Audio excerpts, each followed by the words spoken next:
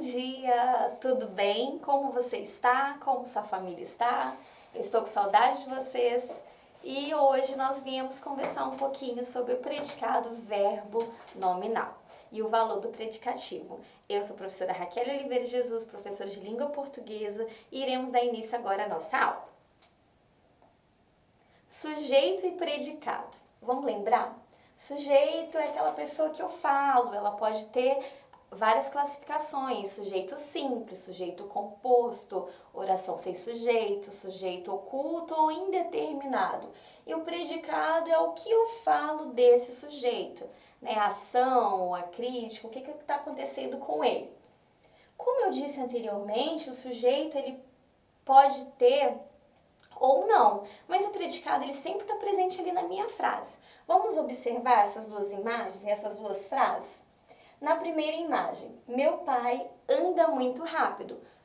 Qual é o sujeito? Meu pai. Sujeito simples porque tem apenas um núcleo.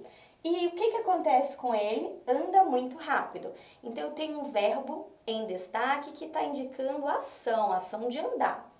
E no segundo exemplo, meu pai anda preocupado com Covid-19. Continua sendo o mesmo sujeito, meu pai, porém o mesmo verbo andar, o anda, tem um contexto diferente. Então, a primeira ação que eu tenho que ter é analisar o contexto que está sendo dito.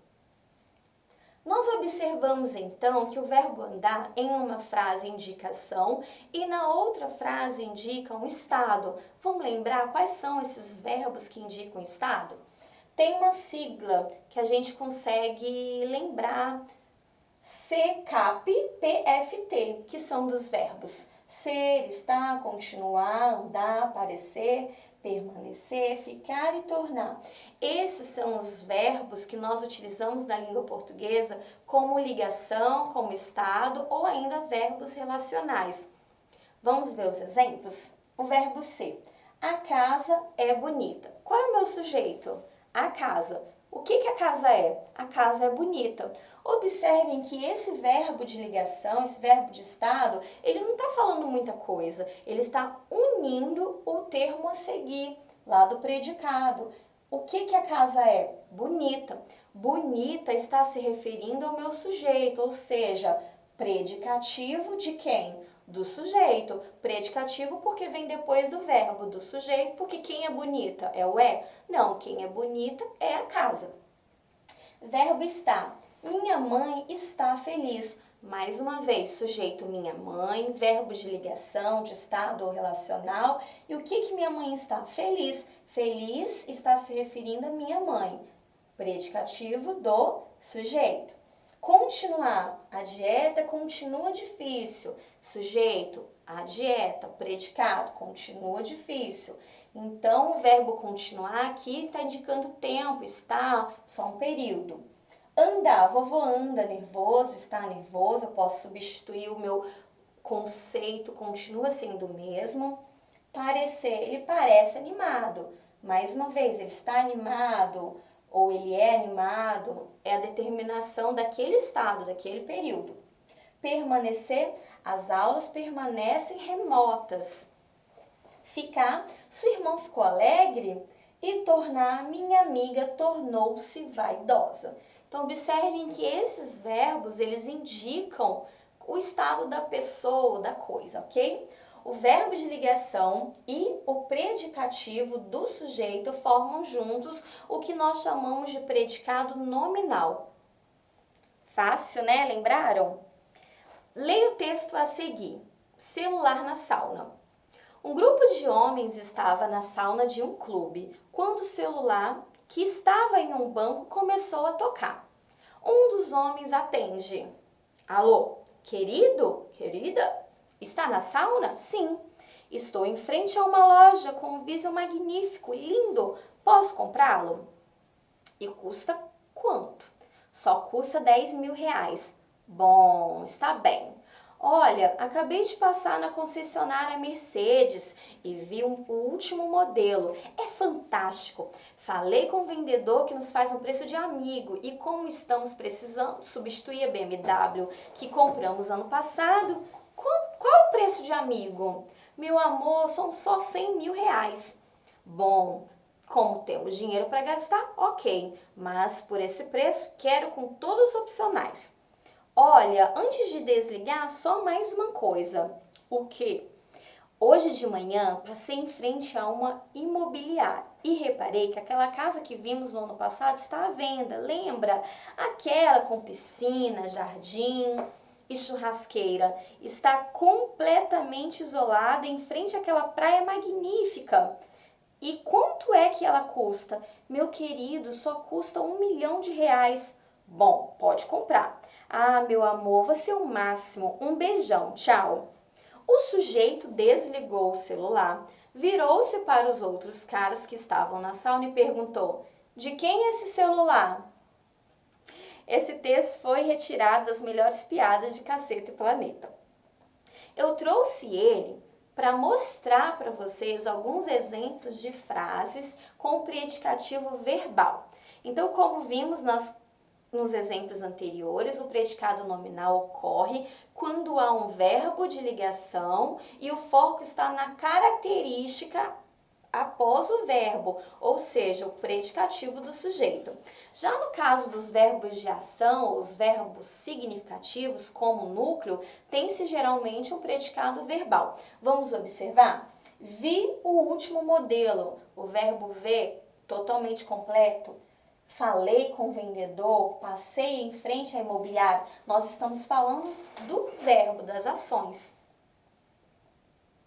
Entretanto, quando esses verbos vierem acompanhados de predicativos, o predicativo deverá ser classificado como verbo nominal, como no seguinte exemplo: o aluno guardava o resultado ansioso. Guardava é um verbo que indica ação e ansioso é o estado como o aluno estava. Então, nós temos aqui um predicado verbo nominal. Vamos resumir? Predicado verbal formado por um verbo de ação. Exemplo: um dos homens atende. Predicado nominal formado por um verbo de ligação mais o predicativo. Exemplo: você é o máximo. E o predicativo verbo nominal é formado por um verbo de ligação e o predicativo. A mulher liga preocupado. Ligar uma ação e preocupado é o estado da mulher. Quando em um mesmo predicado existem dois núcleos, sendo um deles representado por uma ação e o outro por um nome, por um estado, temos então o predicado verbo nominal. O predicativo que aparece no predicado verbo nominal pode referir-se ao sujeito ou um complemento verbal. Aquela aluna chegou muito animada. Eu tenho aqui o sujeito, aquela aluna, o verbo chegou, muito animada. A animada foi como a aluna chegou. Mas nós também temos o predicativo lá dentro, depois do verbo. Então, olha só. Minha mãe sempre encontrava o quarto bagunçado. Nós temos aqui o substantivo quarto, né, classificado depois do verbo. Eu chamo de objeto direto porque eu não tenho preposição. O que está bagunçado? A minha mãe ou o quarto? O que está bagunçado é o quarto. Então, eu tenho o predicativo do objeto. Veja como pode se organizar o predicativo verbo nominal. Ele pode ser organizado com o verbo intransitivo mais o predicativo do sujeito. Joana acordou assustada. Joana, sujeito, acordou o verbo assustado. Verbo transitivo direto mais o predicativo do sujeito. Joana deixou o lugar assustada. Ó, quem está assustada? O lugar ou a Joana? A Joana. Então, nós temos aqui o verbo deixou, transitivo direto, e assustada, referindo-se a Joana, então, o predicativo do sujeito.